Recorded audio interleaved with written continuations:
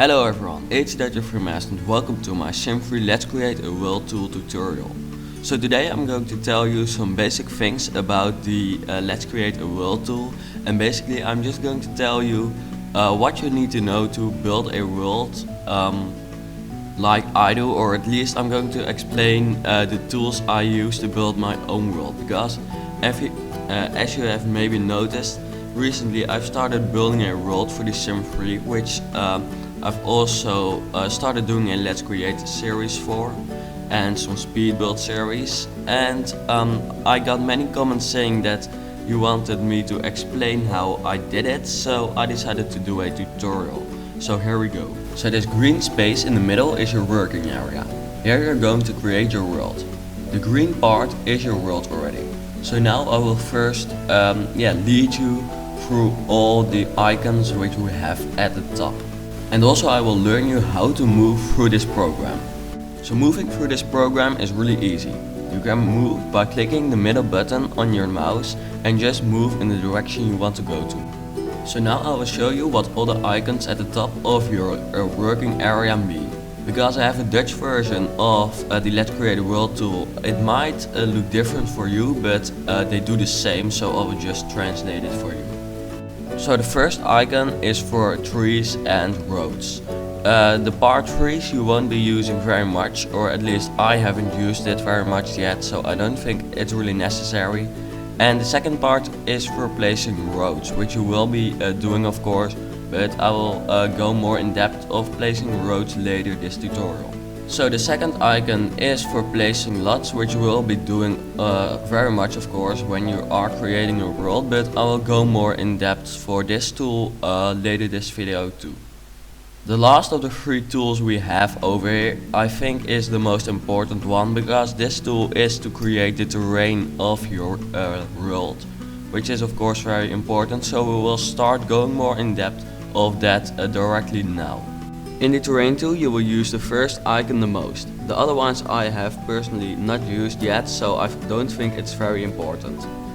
So let's see what this tool can actually do. So the first one, look out, I have the Dutch version, but the first one probably says mountain in English.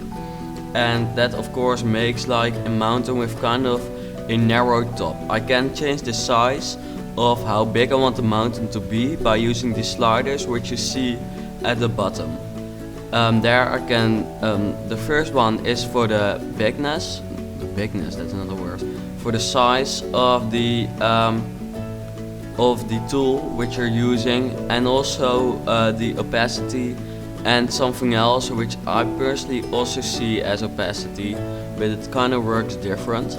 So as you can see, the second one is kind of to make everything equal, and the one after that is to make it kind of one whole. So these are actually the same tools as we have in the Sim3, which is pretty handy actually, because they work the same, only in a bigger scale. So the one you just saw me adding was the hill tool, and also the mountain tool. So the hill is not as pointy and as narrow kind of as the mountain is, which I personally use more often. So I usually use the hill and not the mountain. So the tool I'm using right now, I don't really know what it is. I haven't used it yet. So I don't think it's really important if you want to know the basics of this program. So I think we will just ignore it. So yeah, what do we have now? Let's see, we're just still looking at what that other how do you say that other tool was, of which I don't know what it is actually. And then now we have another tool which makes it equal, but a little bit faster than the other one. It's just a little bit bigger, and it makes it equal a bit better, kind of, if I can say it. I hope I explain it right, but this is just to kind of explain how these tools work. The other the last two ones are for to create a valley, and as you can see it automatically creates water, but if you are building a mountain and you want to make it a little bit lower, you can also use the valley tool to just make it a little bit lower. Or at least that's what I usually do with it. So the terrain tool has different tools, and those different tools also have different tools. And now we will go over to the second part, or the second tool of the first icon, which I talked about earlier in this tutorial. So the second icon is for creating terrain paintings. So I will show you how it works, and it's pretty easy. So as you can see, I'm now adding some different terrain paints, but the opacity of it is 100%, which means that you can see it very clearly and it's very clearly there. But now we change the opacity by changing or moving the sliders which we have, and that causes that the terrain paint becomes a little bit vaguer, which I think is very handy to use when you're building a world, because it makes it much more realistic. So if you're building a world, I would highly advise to just change the opacity, because it's very important, and if you use a too high opacity, it won't turn out to look very cool and realistic. So that was basically all you have to know about the terrain tool. Now let's see what you have to know about adding roads to your world. To add roads to your world, you go to the tree and road tool. Then a new working space pops up. In that working space you make sure that your mouse is on something which I expect to be place road in English, and then you just click on your world working space and drag it to anywhere you want. Then you click again and drag it again to another direction. In that way you can make curves. To adjust a curve, you can click on the icon with the box with 4 arrows around it, and then you can click on the road, and as you can see it usually has 4 points, and if you click on those points and move them around, in that way you can change the way the curve goes, and also you change the way the road goes, which is very handy. It is kind of difficult and you kind of have to find out how it works, but when you know how it works, it is pretty easy. So the tool next to the tool we just used, I personally haven't used very often yet, so I don't think it's very important, and I won't cover it in this tutorial. So now we're going to go back to the tool we just used again, and we're going to add a cross section to our road. Adding a cross section is pretty easy. You just click on add a cross section in the working space, and you drag it to the world working space. Here you place it close to the road you want to connect it to. Then you click on the box with the 4 arrows around it and connect the road to the cross section by clicking on one of the squares on the road and dragging it to the cross section. Adding a pavement works exactly the same as adding a road. So now we're going to add a lot to our world. So we go to the icon of the lots and we click on the first one.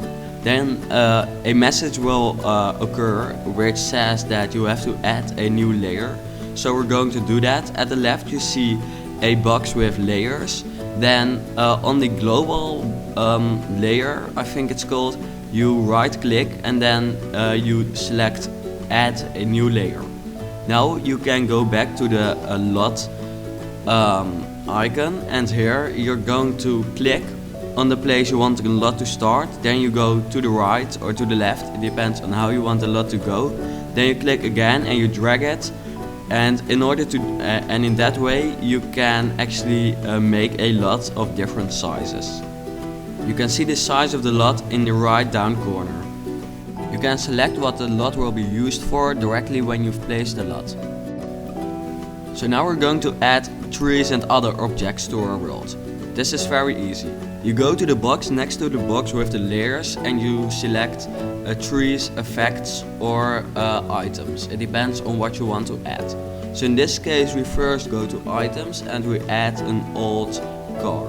Now we're going to, for example, use the filter which is above this box, and there we type in stone. Then some stones occur which we can add to our world. Then we go to the trees and we select a random tree and we just place it in the world in whatever way we want to add it. You can change the location of the item by going to the box with the 4 arrows around it again and dragging it more into the ground or to the left or the right. Also, you can change the item's direction by using the box with the arrows around it, as you see me doing here. So that was the Sim 3 Create a World Tool basic tutorial in which I explained you some basic things, and I actually learned you everything you had to know to start building your own world for the Sim 3. So please let me know if this tutorial was helpful. I've spent quite much time making it good, and I hope it was understandable because it was kind of difficult to explain some things. But I hope everything is alright, and I helped you making this tutorial.